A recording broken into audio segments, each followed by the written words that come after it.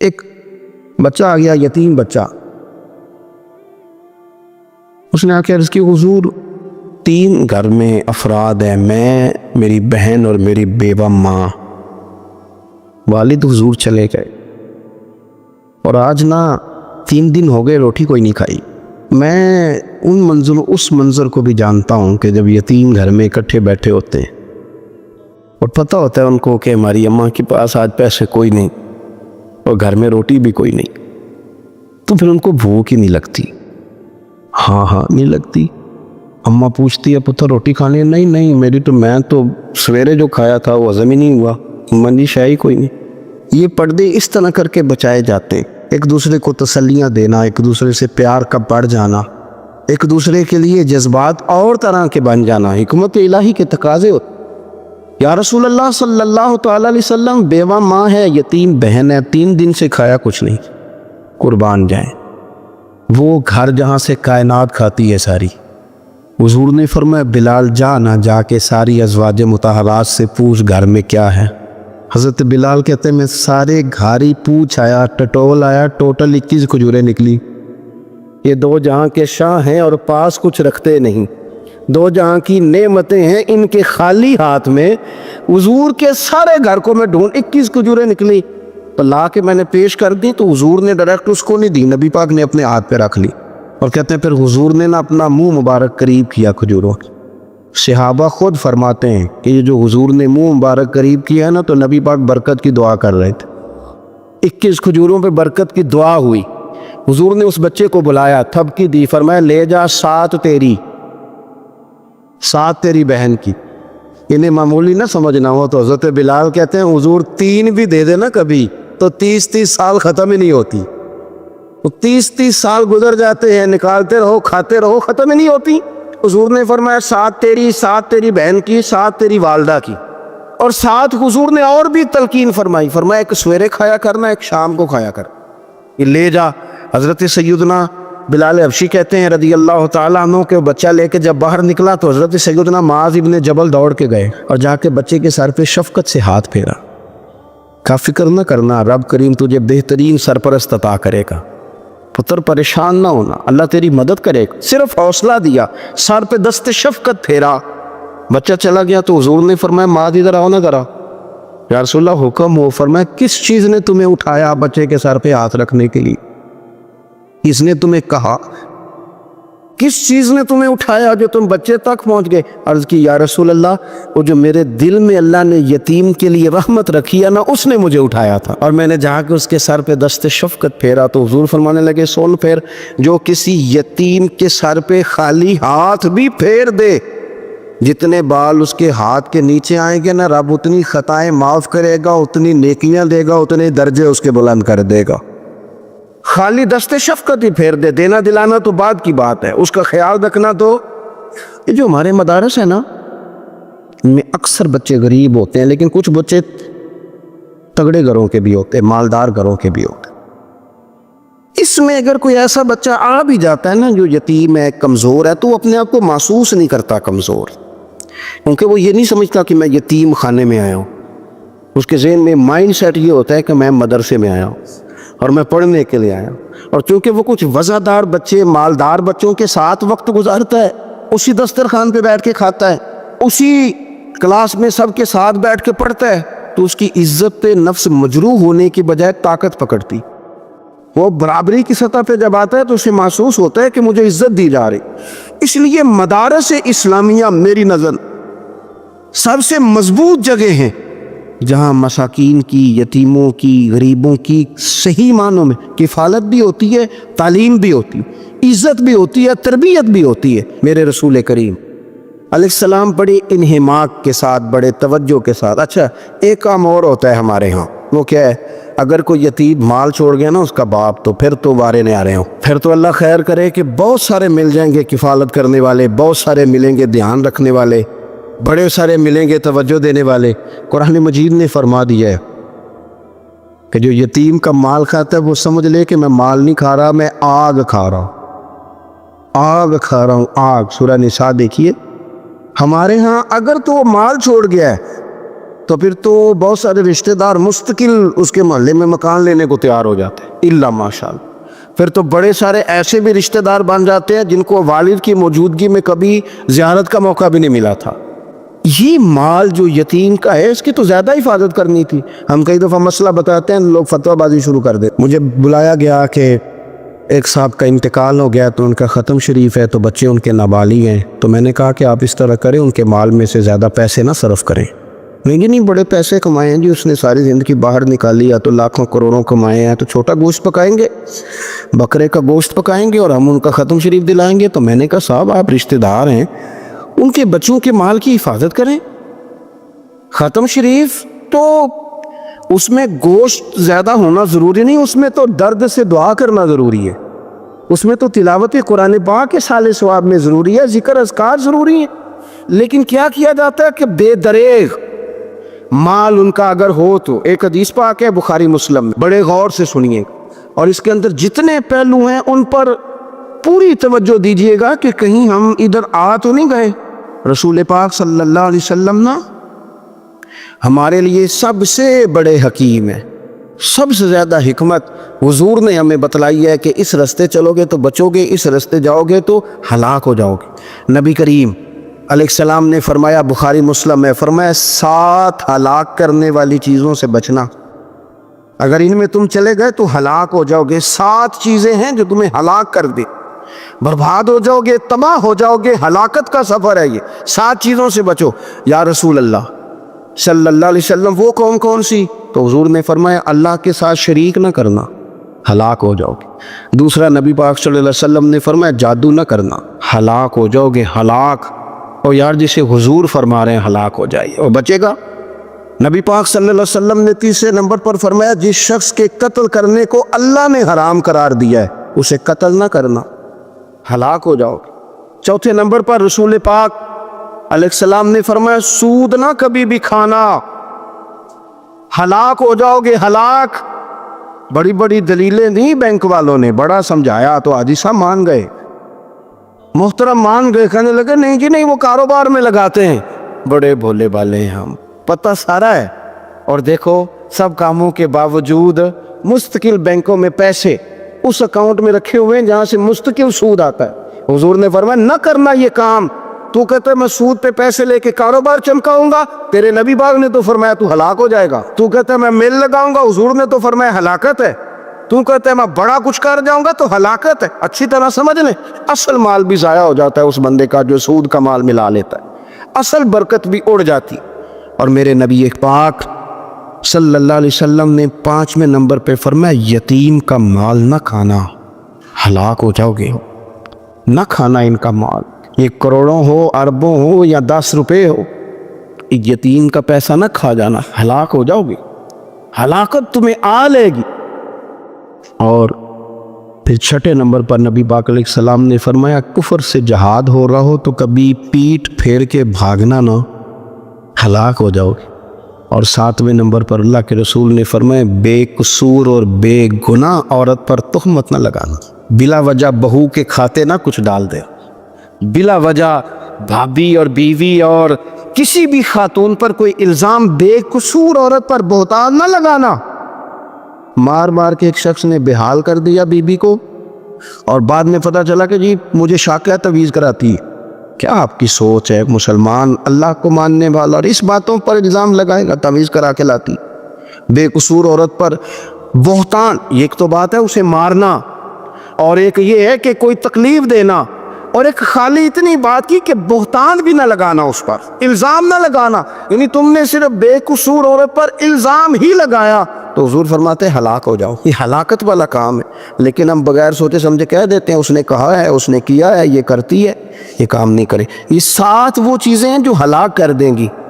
نبی پاک صلی اللہ تعالیٰ علیہ وآلہ وسلم فرماتے ہیں میں نا جنت کا دروازہ کھولوں گا تو ایک عورت کو نا میں سبقت لے جاتے ہوئے دیکھوں گا, یعنی وہ جلدی سے جنت میں داخل ہو رہی.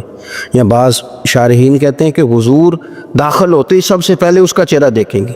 حضور فرمائیں گے تو پہلے ہی آ گئی بی بی جنت میں, حضور نے دروازہ کھولا تو جلدی سے نظر آئی, تو پہلے آ گئی.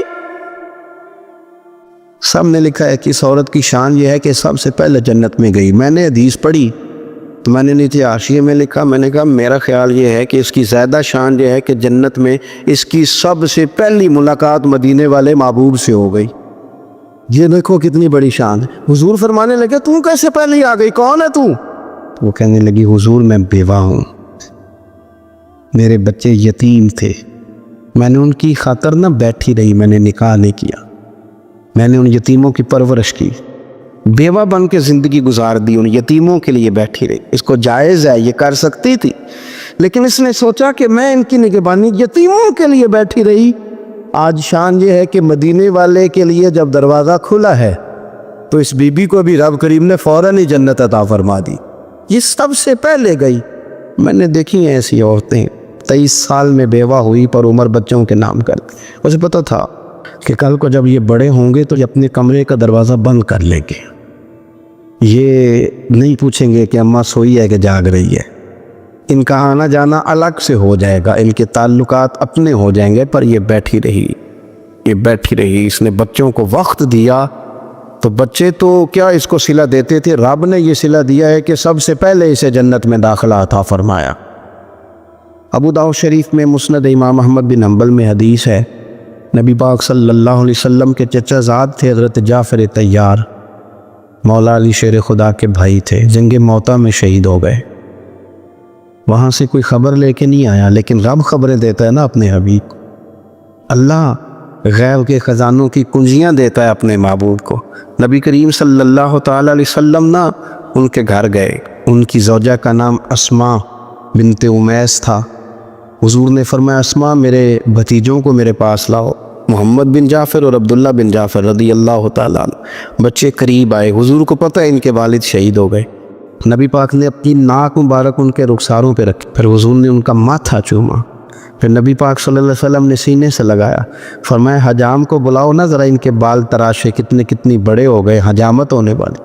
حضور پیار کر رہے تھے, آنکھوں میں آنسو تھے, تو جناب اسماء قریب آئیں, کہنے لگے حضور میرے شوہر کی کوئی خبر آ گئی ہے؟ تو نبی پاک صلی اللہ تعالیٰ علیہ وسلم نے گردن مبارک اٹھائی تو آنکھوں میں آنسو تھے. فرمایا رب نے میرے بھائی کو شہادت کا درجہ عطا کیا ہے. فرمایا کوئی آہو بقا نہ کرنا میرے بھائی پر, اللہ نے اسے شہادت کا درجہ دیا ہے. حضرت جعفر طیار کے گھر والوں کے لیے حضور نے صحابہ کو حکم دیا کہ یہ غم میں ہیں, ان کے لیے کھانے پکا کے لاؤ. پھر نبی پاک ان بچوں سے پیار کرنے لگے, فرمانے لگے یہ جو ہے نا محمد بن جعفر یہ اپنے دادا جناب ابو طالب سے ملتا جلتا ہے, اور یہ جو عبداللہ بن جعفر ہے یہ تو سارا میرے ساتھ ملتا جلتا. نبی پاک صلی اللہ علیہ وسلم پیار کرتے, باتیں کرتے. حضرت اسماء رونے لگیں. یہ ابو داؤد شریف میں مسند امام احمد بن حنبل میں چمکتے جملے. عرض کرنے لگی حضور میرے بچوں کا کیا بنے گا, کون کفالت کرے گا؟ قربان جائیں رسول پاک صلی اللہ علیہ وسلم کے کیا جملے, یتیموں کے لیے حضور کا نوازنے کا کیا انداز ہے. فرمایا اسماء تو فکر نہ کر, انا ولیہم فی الدنیا والآخرہ. فرمایا میں دنیا میں بھی ان کا وارث بنوں گا, قیامت کے دن بھی ان کا وارث بنوں گا. تو صرف دنیا کی بات کرتی ہے کہ نظام معیشت کا کیسے چلے گا, اور میرا وعدہ یہ ہے کہ دنیا میں بھی ان کی سرپرستی کروں گا, آخرت میں بھی سرپرستی کروں, آخرت میں بھی میں ان کا خیال رکھوں گا. آپ غور تو فرمائیں, توجہ تو کریں کہ اس قدر زیادہ حضور کا انہماک اس طبقے کے ساتھ ہمیں اپنے دائیں بائیں عزیزوں میں, رشتہ داروں میں, دوستوں میں, علاقہ میں, پڑوسیوں میں, محلے داروں میں دیکھنا چاہیے. یہ بچے بیچارے میں نے دیکھا ہے ان کے بگڑنے میں اصل بات یہ ہوتی ہے کہ کوئی مخلص ہو کے سرپرست نہیں بنتا. آگے بڑھیں, اپنی اپنی خدمات پیش کریں, اور جس طرح ہمارا بچہ بگڑ جائے تو ہم اس کے لیے پوری کوشش کرتے ہیں, جد و جہد کرتے ہیں, حالات, واقعات, پس منظر, پیش منظر کا جائزہ لیتے ہیں, کون سے اسباب اختیار کیے جائیں تو یہ ٹھیک ہو سکتا ہے. وہ ساری چیزیں ان کے لیے بھی ہمیں اختیار کرنی چاہیے. اور یہ بچے اگر احساس ذمہ داری پکڑ جائیں, جو وارث سے محروم ہو جاتے ہیں, یہ اگر احساس ذمہ داری پکڑ جائیں تو پھر یہ قوموں کی قیادت کرتے, پھر یہ بہت بڑے جانباز ثابت ہوتے ہیں. پھر یہ اپنے گھر گھرانے کا نہیں, یہ ملتوں کے, قوموں کے لیے مشعل راہ بنتے ہیں. لیکن شرط یہ ہے کہ ہم ان کے لیے اپنے دلوں کو کشادہ کریں, سینوں کو وسیع کریں, غریبوں کا بھی دل نہیں کرتا غریبوں سے دوستی کرنے کو. وہ بھی کسی تگڑے بندے سے. غریب 3-4 غریب مل کے ایک غریب کی مدد کرنے شروع کرے نا تھوڑی تھوڑی, تو ہمیں وزیروں, مشیروں, MP, MNA کی ضرورت ہی نہ رہے. امام حسین گزر رہے تھے, امام زین العابدین فرماتے کچھ لوگ زمین پہ بیٹھ کے روٹی کھا رہے تھے, تو انہوں نے امام صاحب سے کہا حضور آ جائیں. تو امام صاحب گھوڑے سے اترے, زمین پہ بیٹھ گئے, اور جب ان کے ساتھ روٹی کھائی تھوڑی سی, امام علی مقام اٹھنے لگے تو کہنے لگے حضور اور کھائیں. فرمانے لگے قسم بخدا ابھی کھا کے آیا تھا, اور کبھی روٹی کھا کے میں نے فوری طور پہ دوبارہ نہیں کھایا, بیٹھ اس لیے گیا ہوں کہ تمہارا دل نہ ٹوٹ جائے. دل بدست آور کے حج اکبر است. عزیز دوستو, غریب پروری, بہادری, اور سب سے بڑی بات یہ کہ قناعت پسندی, تھوڑے پہ گزارا. یہ جو ہم روز دکھ سناتے ہیں نا اپنے بیٹوں کے, بیٹیوں کے, پریشانیاں آزمائیاں ہم نے طاری کر لی. میں اکثر کہتا ہوں کسی کی بیٹی اتنا کام نہیں کرتی کہ اس کے ہاتھوں پہ چھالے پڑ دے, لیکن حضور کی بیٹی کرتی ہے. محبوب کی شہزادی یہ کام کرتی ہے کہ ہاتھوں پہ چھالے پڑ جائے. نبی پاک صلی اللہ تعالیٰ علیہ وسلم کی شہزادی یہ کام کرتی تھی, ڈیوٹی کرتی ذمہ داری سے. اور کنز المال میں وہ چمکتے دمکتے لفظ حدیث کے موجود ہیں کہ اونٹ کے بالوں کی بنی ہوئی چادر اوڑھ کے سیدہ فاطمہ چکی پیس رہی. محبوب نے دیکھا, آنکھوں میں آنسو بھی آئے. پتہ فرمایا کیا؟ فرمایا فاطمہ بیٹا دنیا میں تھوڑی سی تکلیف برداشت کر, آخرت کی ساری عزتیں اللہ تجھے ہی عطا فرمائے گا. اپنے گھروں کے اندر یہ خوبصورت ماحول لائیں. اور پھر سب سے بڑی بات یہ تھی کہ ان کا جو رشتہ تھا نا مصلی کے ساتھ. اذان ایک کا ہی جواب دینا ضروری ہوتا ہے جی, زیادہ اذانیں ہو رہی ہیں نا تو ایک کا ہی جواب دیا جاتا ہے. آپ توجہ کریں میری بات پر. عزیز دوستو, نبی پاک صلی اللہ بہت بڑی تگڑی ہے. او جناب وہ آج کل جو ہمارے نقیب محفل ہوتے ہیں نا وہ تو کوئی صلی اللہ تعالی, ہمارے جو محفل کے اسٹیج سیکٹری ہوتے ہیں وہ تو 3-4 منٹ لگاتے ہیں جنت میں بھیجنے میں, پر نعت خواں تو 1.5 منٹ ہی لگاتا ہے. انہیں تسی جلسہ کراؤ تو جنت واڈی. یاد رکھیں کہ نسبت کی مضبوطی ایک بڑی عظمت ہے. اللہ والوں کی نسبت بڑی چیز ہے, اور خدا دے یہ دولت تو یہ بڑی چیز ہے, یہ بڑی چیز ہے. یاد رکھ لیں میرے عزیز کہ جب آپ کا رشتہ اگر نسبت تگڑی ہے تو عبادت کرنے سے تو اور تگڑی ہو جائے گی, مصلی پہ بیٹھنے سے تو اور مضبوط ہو جائے گی. آپ نبی پاک علیہ السلام کے گھرانے کا ترک دیکھیں تو وہ عبادت سے بڑا ان لوگوں کا شغف ہے, اللہ اللہ کرنے سے بڑا ذوق ہے. ہم نا پہلے بھی کمزوریاں کافی تھی, پر جب سے موبائل آیا نا, یہ موبائل تسبیح کی جگہ پہ آیا, ہاتھوں میں تسبیح ہوتی تھی جہاں موبائل آئے. مصلی کی عبادت ریاضت کمزور کر لی ہم نے. رسول پاک صلی اللہ علیہ وسلم کا اپنا طریقہ یہ تھا کہ حضرت عائشہ صدیقہ رضی اللہ تعالیٰ عنہ فرماتی ہیں کہ حضور نے ساری رات نماز پڑھی اور قدم شریف میں ورم آ گیا. کبھی آیا ہمارے پہ پیروں میں ورم عبادت کر کے؟ ساری رات نماز پڑھی, قدمین شریفین میں ورم آ گیا, اور جب قدموں میں ورم آ گیا نا تو فرماتی ہے میں نے عرض کی یا رسول اللہ آپ کے تو صدقے اللہ اگلے پچھلوں کے گناہ معاف کرے گا, اور آپ اس قدر زیادہ آہوزاری کرتے ہیں. تو نبی پاک علیہ السلام نے فرمایا شاہ تم نے کہا ہے نا اللہ میرے اوپر بڑا مہربان ہے, اللہ بڑا کریم ہے, اس نے مجھے رسولوں کا امام بنایا ہے, اپنا محبوب بنایا, تم ہی کہہ رہی ہو نا یا رسول اللہ ہاں. تو فرمایا پھر میں اپنے رب کا شکر گزار بندہ نہ بنوں.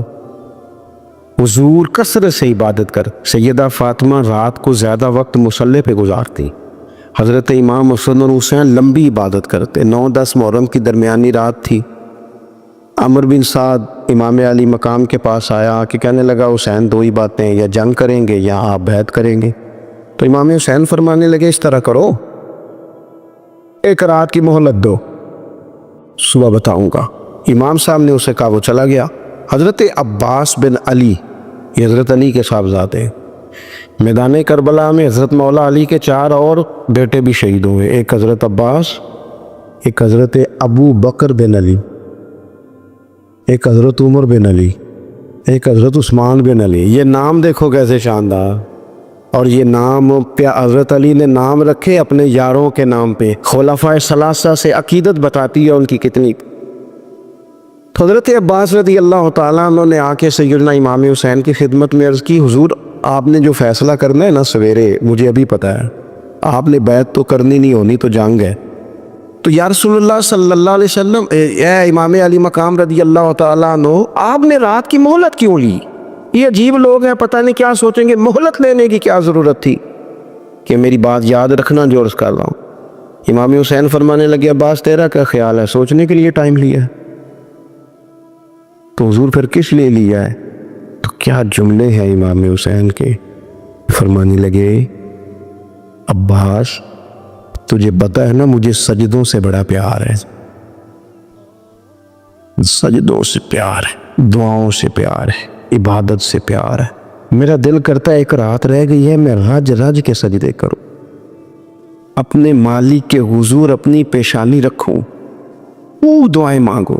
تو ان کا تو عبادت سے اتنا شغف تھا، آخری بات سنیں۔ یزید تو ظاہری طور پر کلمہ بھی پڑھتا تھا، سارے کام کرتا تھا، امام حسین کیوں نکلے اس کے خلاف؟ اس لیے کہ فاسق و فاجر تھا، شرابی بدکار تھا۔ صحیح بتانا، صحیح۔ اس بندے کی جیب میں خود ڈھیر سارے گندے گانے ہوں، وہ امام حسین کے نام کی ایک دیگ پکا لے تو امام حسین خوش ہو جائیں گے؟ جو وہاں لڑکیوں کے اسکول کالج کے سامنے روز کھڑا ہو، وہ کہے کہ میں نے 6 نعرے پورے لگائے امام حسین کے نام کے، تو امام حسین خوش ہو جائیں گے؟ امام حسین کی کاز کیا ہے؟ وہ کہتے ہیں کہ ایسے لوگ جو فاسق و فاجر ہوں، اعلانیہ گناہ کرنے والے، وہ کبھی بھی اعلان حکومت پہ آنے نہیں چاہیے۔ اور اگر ہم سپورٹر ووٹر ان لوگوں کے ہوں، ہم انہی لوگوں کے سپورٹر ووٹر ہوں جو ظالم ہیں، فاسق و فاجر ہیں، اور ہم بات کریں امام حسین کی، ہم سے نہ رقم ہوں گے قصید یزید کے، ہم لوگ تو حسین کے سیرت نگار ہیں۔ دو رنگی چھوڑ کے یک رنگ ہو جا، سراسر موم ہو جا یا سنگ ہو جا، آپ کبھی کسی ظالم کے سپورٹر نہ بنے، کبھی بھی۔ آپ کو پتہ چل گیا بندہ غلط ہے تو ڈٹنا سیکھے، کھڑے ہونا سیکھے۔ فَلَا تَحْسَبَنَّ اللَّهَ غَافِلًا عَمَّا يَعْمَلُ الظَّالِمُونَ، اللہ ظالموں کے کاموں سے بے خبر نہیں ہے، کبھی کسی ظالم کی سپورٹ نہ کرے، کبھی بھی۔ میرے نبی پاک علیہ السلام نے فرمایا، جس نے زمین کی ایک بالشت پر ظلم کیا نہ، اللہ 7 زمینوں کا طوق بنا کے قیامت کے دن اس کے گلے میں ڈال دے گا۔ کبھی کسی ظالم کے ساتھ کھڑے نہ ہونا، کبھی بھی، ایک منٹ کے لیے۔ وہ ایک دفعہ ایران کا ایک بادشاہ تھا، تو اس نے سوچا کہ میں اپنے بیٹے کو نا گھوڑ سواری سکھا لی ہے، تیر اندازی سکھائی ہے، تو میں نا اسے دین بھی پڑھاؤں۔ اس نے ایک بزرگ عالم کا انتخاب کیا کہ میرے بیٹے کو آپ نا کتاب و سنت پڑھائیں۔ تو بچہ ایک زمانہ استاد کے پاس کئی سال جاتا رہا۔ جب اس کی تعلیم مکمل ہو گئی نا، تو ایک دن فارغ ہو گیا، جس طرح ہمارے ہاں چلے آمین ہوتی ہے یا دستار ہوتی ہے، بچی کی تکمیل ہو گئی۔ ایک دن ویسے ہی استاد صاحب نے گھر بلایا، کہا پتر میرے پاس آؤ۔ بچہ چلا گیا تو استاد صاحب نے اندر سے کنڈی لگا لی اور بچے کو کافی سارے تھپڑ مارے، کھینچا، زد و کوب کیا، مارا۔ بچے نے گھر آ کے والد کو شکایت لگائی تو والد کہنے لگے، پتر تیرے استاد عالم فاضل بندے ایسے بلا وجہ مارا، میری سمجھ میں نہیں آتا۔ ماں کو کہا تو اماں کہنے لگی، پتر تیرا باپ کہتا تو ٹھیک ہے، چلو حالات بدل گئے، زمانہ بیت گیا، وہ بادشاہ فوت ہو گیا، یہ بیٹا تخت پہ بیٹھا۔ اب وہ درد نہیں جاتا تھا اندر سے کہ استاد نے زیادتی کی میرے ساتھ۔ اس نے پہلا حکم یہ جاری کیا کہ میرے استاد کو بلاؤ۔ استاد بڑے بوڑھے ہو گئے تھے، ضعیف تھے، چھڑی پہ جھکے ہوئے، 2 بندے لے کے آئے، استاد جی کو کھڑا کیا، استقبال کیا، کرسی بھی دی۔ کہنے لگا، استاد جی ناراض نہ ہونا، میں بے اختیار تھا، آپ سے پوچھ نہیں سکا، آج میں نے پوچھنے کے لیے بلایا، میرا قصور کیا تھا؟ استاد صاحب نے یوں آنکھیں کھولی، کہنے لگے، پتر یہ جو آج دن آیا نا، اسی دن کے لیے مارا تھا، یہ جو آج دن آیا ہے نا، اسی دن کے لیے تیری پٹائی کی تھی۔ کہا استاد جی کیوں؟ کہنے لگے، پتر کتنے کو سال ہو گئے مار کھائی کو؟ کہا 13-14 سال ہو گئے، بھولی تو نہیں نا زیادتی؟ کہا جی بھولی نہیں۔ فرمانے لگے، اس لیے تجھے مارا تھا کہ ایک نہ ایک دن تو نے باپ کی جگہ پہ بیٹھنا ہے، پتر خیال رکھنا، اگر میں نے تیرے ساتھ کوئی زیادتی کی تھی، تجھے 14 سال نہیں بھولی، تو بھی کسی کے ساتھ نہ کر بیٹھنا، اسے قیامت تک نہیں بھولے گی، اور ایک عدالت صبح قیامت بھی لگے گی، پھر وہاں جواب دینا ہے۔ ثم لتسألن یومئذ عن النعیم، جو تمہیں اقتدار کی نعمت ملی ہے اس کا خیال رکھنا، اللہ تعالیٰ حساب لے۔ غریب آدمی کو قرض کی ضرورت پڑ گئی، 1000 دینار چاہیے۔ میں کہہ چکا ہوں کہ درہم چاندی کا ہوتا تھا، دینار سونے کا۔ اب 1000 دینار لینا ہے۔ جس بندے سے اس نے کہا، اگرچہ وہ نیک بندہ تھا، اس نے کہا یار 1000 دینار دے دو، تو کہنے لگا کوئی گواہ ہے تیرے پاس؟ وہ کہنے لگا غریبوں کا گواہ کون ہوتا ہے؟ ہاں ایک گواہ ہے۔ کہا کون؟ کا میرا رب، وہ تیرے اور میرے بیچ گواہ ہے۔ اس نے کہا کوئی کفیل، اگر تو پیسے نہ دے سکے تو وہ بعد میں دے دے، یا تجھے کچھ ہو جائے تو وہ دے دے۔ اس نے کہا کفیل بھی میرا اللہ ہی ہے، میرے پاس اگر ہے تو رب کریم کا نام ہے، اگر اعتماد کر سکتا ہے تو کر لے۔ بندہ نیک تھا، اس نے کہا رب کے نام پہ، رب کی کفالت پہ، اللہ کو گواہ بنا کے میں تیار ہوں تجھے 1000 دینے۔ اس نے 1000 دینار دے دیا۔ وقت واپسی کا طے ہو گیا، وہ چلا گیا پیسے لے کے۔ اس نے پوری محنت کہ میں نے وقت پہ پیسے لوٹانے، پوری محنت بھی کر لی، اللہ نے مدد بھی کر دی، پیسے بھی اس تاریخ کو اسے مل گئے۔ بعض لوگوں کا تو لوٹانے کا دل ہی نہیں ہوتا۔ فرمایا حدیث پاک میں کہ تو لوٹانے کا ارادہ کر، رب تیری مدد بھی فرمائے گا۔ لیکن یہاں بہت سارے لوگ کہتے ہیں خیر ہے، ارادہ ہی نہیں، تو پھر جس طرح کا بندے کا گمان ہو رب بھی اسی طرح کا معاملہ فرماتا ہے۔ اس نے پیسے جمع بھی کر لیے اور واپس دینے کو تیار بھی ہو گیا، لیکن رستہ بحری جہاز کا تھا، کشتی کا تھا، دریا کے رستے واپس آنا تھا۔ اب وہ جب آ گیا دریا کے کنارے تو بڑی کوشش کی، پر وہاں اسے کوئی کشتی نہیں ملی۔ وقت پہ پیسے لوٹانے ہیں، سفر کرنا ہے، اب سواری میسر نہیں ہے۔ سوچ سوچ کے پریشان تھا کہ میں نے تو اللہ کے نام پہ لیے۔ اچانک دل میں ایک تجویز آئی، اس نے ایک لکڑی لی، لکڑی کو اندر سے کھولا، 1000 دینار اس میں بھرا، بخاری پڑھ رہا ہوں، اور ساتھ ایک خط بھی لکھا کہ یار میں پیسے پہنچانا چاہتا تھا اور مجھے کوئی چیز نہیں ملی دریا کے اس پار آنے، اللہ کے نام پر تیری طرف روانہ کر رہا ہوں۔ اور یہ کہہ کے وہ لکڑی دریا میں رکھ دی، وہ لکڑی ڈوب گئی ہے، واپس آ گیا۔ وہ جس نے پیسے لینے تھے وہ عین مقررہ وقت پر دریا کنارے آیا۔ صبح سے سر شام تک اس نے انتظار کیا، دل ڈھلنے لگا تو دل میں خیال آ گیا کہ یار نہیں، اس نے دینے ہی نہیں، جھوٹا وعدہ کر گیا، پہنچا ہی نہیں وقت پہ۔ اب جب واپس لوٹنے لگا تو اچانک دریا میں ایک لکڑی تیرتی ہوئی دکھائی دی۔ کہنے لگا لے جاتا ہوں، شام کو روٹیاں پکانے کے کام آئے گی، ایندھن بنا کے جلا لوں گا، ہنڈیا پک جائے گی۔ لکڑی اٹھا کے جلانے کے لیے گھر لایا، گمان تھا کہ وہ نہیں آیا وعدہ کر کے، اللہ کو کفیل اور وکیل بنا کے اور گواہ بنا کے پھر بھی نہیں آیا۔ لکڑی لے کے گھر گیا، بخاری ہے، اور جب اس کو چیرا نہ کہ میں اس کی آگ جلاؤں گا، کھولا تو اندر سے 1000 دینار بھی نکل آیا، خط بھی نکل آیا۔ اب ذرا سمجھنا، اس کے دل میں بات کس نے ڈالی کہ تو لکڑی میں پیسے ڈال دے؟ اللہ نے۔ اس بندے کو مقررہ وقت پہ کنارے بھیجا کس نے؟ لکڑی صرف اسی کے ہاتھ آئی تو یہ بندوبست کیا کس نے؟ اللہ نے۔ گھر جا کے چیری تو پیسے بحفاظت اس تک پہنچائے کس نے؟ تو پھر ہمیں بھی توجہ اللہ کی جانب ہی کرنی چاہیے، ہمارے بھی دل کی توجہ رب کی طرف ہی ہونی چاہیے نا، ہمیں ادھر ادھر جانے کی، دیکھنے کی، بندوں پر غور کرنے کی ضرورت کیا ہے؟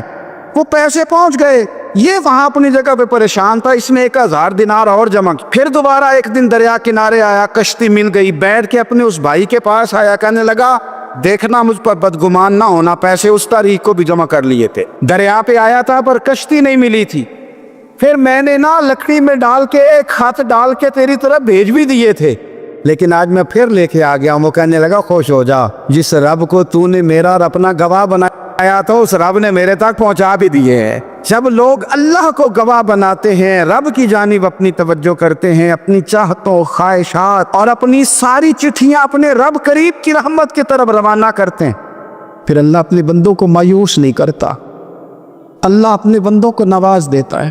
حضرت عبد الرحمن ابن عوف کہتے ہیں میرا ایک دن دل کیا تھا کہ یہ دولتیں چلی جائیں، میں غریب ہو جاؤں، حالانکہ امیروں کا کبھی غریب ہونے کو دل ہے، میرا کیا تھا کہ کس طرح؟ فرمانے لگے ایک غریب صحابی حضرت سعد انصاری نبی کریم کی بارگاہ میں ملنے کے لیے آئے، انہوں نے جب نبی پاک کے سامنے ہاتھ کیے نا ملانے کے لیے، قربان جائیں، انہوں نے ہاتھ پیچھے کرنا چاہا پر میرے نبی نے ان کا ہاتھ تھام لیا، حضور نے زور سے پکڑ لیا، انہوں نے ایک دفعہ چاہا، اصل میں آپ سمجھ نہیں رہا میں کیا کہہ گیا ہوں، یعنی حضور نے ہاتھ تھام لیا، یعنی نبی کریم نے ان کا اپنے دست مبارک سے ہاتھ پکڑ لیا، صحابی خاموش ہو گئے، حضور نے پھر ان کا ہاتھ کھولا، ورنہ یہ کیا ہے؟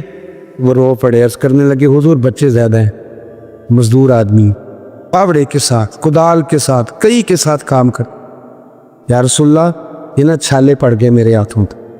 حضرت عبد الرحمن ابن عوف کہتے ہیں کائنات نے، دھرتی نے وہ نظارہ بھی دیکھا کہ جس رسول کے قدم چومنے کے لیے جبریل جھکے، اس محبوب نے مزدور کا ہاتھ چومنا شروع کر دی۔ فرماتے غریبی کو وہ عزت ملی کہ میرا بھی دل کرتا تھا غریب ہو جاؤں، دل کرتا تھا۔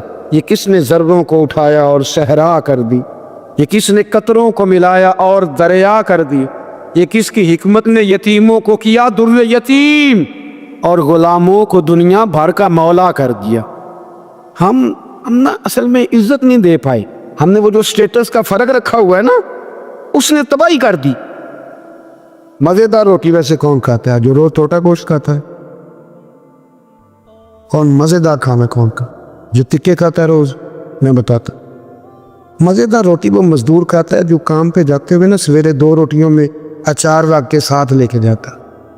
میں ذمہ داری سے کہہ رہا ہوں، کبھی دیکھ لینا اسے کھا کے، ہاں کبھی دیکھنا، مدرسے میں مزدور لگے ہوئے تو میں دیکھتا تھا 2 روٹیاں سویرے، وہ تو نخرہ کرتا ہے بھائی۔ لوگ کہتے ہیں یہ مجھے بند ہے، یہ مجھے کھلا ہے، اس میں نمک زیادہ ہے، اس میں، کیونکہ وہ امیر آدمی ہے جو 50,000 روپیہ روز تک کماتا ہے، وہ تو پیسے دے ہی نہیں سکتا، وہ تو سیدھے بینک میں جاتے ہیں، بینک سے نکل جاتے ہیں۔ وہ جو 600 روپیہ دیہڑی کماتا ہے، 600، وہ 3 دفعہ ہاتھ جھاڑتا ہے، 3 دفعہ بسم اللہ پڑھتا۔ ہاں وہ یہ 50,000 والے کو کام بسم اللہ یاد رہتی ہے، تو آئے بینک میں اور گئے بینک سے۔ مزدور سویرے 2 روٹیاں باندھ کے لاتا ہے، دوپہر تک وہ اچار جو رکھا ہوتا ہے وہ بھی آدھا پونے کو لگ جاتا ہے، لیکن وہ تھوڑی سی چھاؤں دیکھتا ہے۔ اے سی والے کمرے میں اتنا چسکا نہیں روٹی کھانے کا، لیکن وہ تھوڑی سی چھاؤں دیکھتا ہے، اس کے نیچے جاتا ہے، پھر اپنے ہاتھ دھوتا ہے، پھر پانی بھرتا ہے پیالے میں، اور پھر جب وہ بسم اللہ شریف پڑھ کے کھاتا ہے، کبھی اس کی آنکھیں دیکھو، کبھی اس کا کبھی نظام دیکھو، اور پھر جب وہ روٹیاں کھا کے آسمان کی طرف دیکھتا ہے تو لگتا ہے کائنات کا سب سے بہترین کھانا کھایا ہے اور بہترین شکریہ بھی ادا کرتا۔ میں آپ کو صحیح کہہ رہا ہوں، نبی پاک صلی اللہ علیہ وسلم کی حدیث ہے، حضور نے فرمایا دنیا کا بہترین کھانا وہ ہے جو انسان محنت کی مزدوری سے کھاتا ہے، بہترین روٹی ہے وہ، بہترین۔ نبی پاک نے غریبی کو عزت دی۔ نبی کریم کا انقلاب یہ ہے کہ، اور حضور نے نا ایک اور بات بھی ذہن میں رکھی، نبی پاک صلی اللہ علیہ وسلم نے لوگوں کو بتایا ہے کہ گناہ ہوتا ہے، کیمرے لگانے سے گناہ نہیں ختم ہوتے، کیمرے لگانے سے گناہ نہیں ختم ہوتے، چوکیاں بنانے سے نہیں ختم ہوتے، گناہ تب ختم ہوتے ہیں جب احساس پیدا ہو جائے کہ یہ چیز غلط۔ میرے معاشرے میں گالی کو لوگ گناہ ہی نہیں سمجھتے، دل کو یہ تو کچھ جرم ہی نہیں، حالانکہ حضور صلی اللہ علیہ وسلم نے فرمایا مومن کو گالی دینا اعلانیہ فسق ہے، جو کسی مومن کو گالی دیتا ہے وہ اعلانیہ اللہ کی نافرمانی کا، یہ کوئی گناہ ہی نہیں۔ اب 2 3 5 لطیفے جھوٹے سنا جانا یہ گناہ ہی کوئی نہیں۔ نبی پاک نے فرمایا مومن بزدل ہو سکتا ہے، کنجوس ہو سکتا ہے، پر میرا مومن جھوٹ نہیں بولتا۔ آپ سمجھے بات، ہمارے ہاں یہ معیار بن گیا کہ ہم نے گناہ کو گناہ نہیں سمجھا۔ نبی کریم نے نا انقلاب یہ برپا کیا کہ دلوں کے اندر سے نا میل کچیل نکال کے احساس پیدا کر دیا کہ گناہ ہوتا۔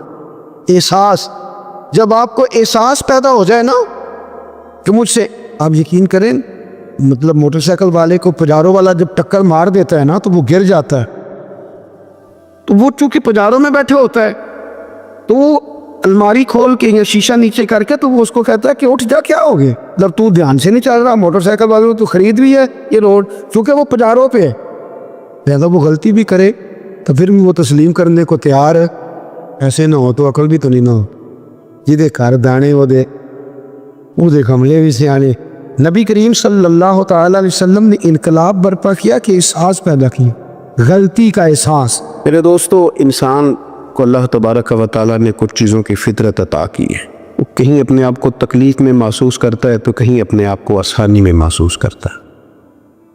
پڑھا لکھا، سمجھدار، مالدار، وزادار آدمی ہونا، لیکن اس کے کپڑے میلے کچیلے ہو تو نہ وہ کہیں جانے میں آسانی محسوس کرتا ہے اور نہ کسی کو گھر بلانے میں آسانی محسوس کرتا ہے۔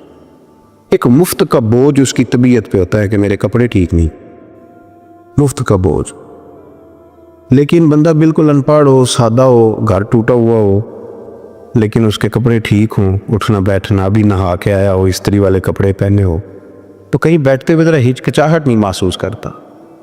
آپ خود جب اپنے وہ کپڑے اتار لیتے ہیں نا، ان کو مٹی لگی ہوئی تھی، کہیں گرد لگ گئی تھی، تو خود بھی اپنے آپ کو آسانی میں محسوس کرتی، ورنہ نا اس ساری محفل میں سب سے زیادہ توجہ اسی بات پہ رہتی ہے کہ میرا بٹن ٹوٹا ہوا ہے، اور وہ جینے نہیں دیتا کہ بٹن بھی ٹوٹ گیا ہے، تو بار بار بندے کا خیال ہوتا ہے کہ کدے تک نہ لایا کوئی۔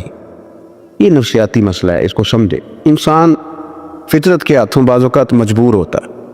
جس طرح انسان کا ظاہری حلیہ ٹھیک نہ ہو تو پورے سکون میں نہیں ہوتا، اسی طرح اگر باطن پہ کوئی بوجھ ہو نا، یہ تکبر والا بندہ کبھی سکون میں نہیں رہتا، یہ عجب والا خود پسندی والا بندہ کبھی سکون میں نہیں رہتا۔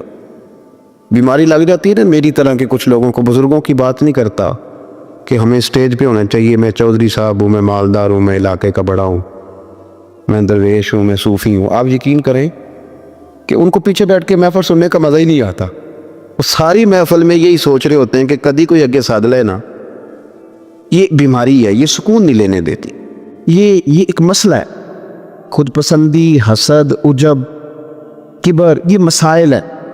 آپ جو مرضی کر لیں کہ آپ کو سکون نہیں لینے دیں گے۔ کسی بندے کا یہ ذہن بن جائے نا کہ میں جانا جاؤں، میں پہچانا جاؤں، تو آپ یقین کریں کہ وہ منتیں کرتا ہے کہ یار کوئی مہربانی کرو، میرا بھی ذکر کرو کہیں۔ شیخ سعدی رحمۃ اللہ علیہ فرمایا کرتے تھے کہ لکڑی کو گھن اتنی تیزی سے نہیں کھاتی جتنی بڑے لوگوں کو خوشامد تیزی سے کھا جائے۔ ان کا بس نہیں چلتا، ورنہ 2 بندے رکھ لیں 8 گھنٹے کی ڈیوٹی پہ کہ میری تعریفیں کیا کرو، بس نہیں چلتا۔ یہ باطن کے جو میل کچیل ہے نا، میرے رسول کریم کا کمال یہ ہے کہ حضور نے نظر کرم سے سارے ہی دور فرما دیے،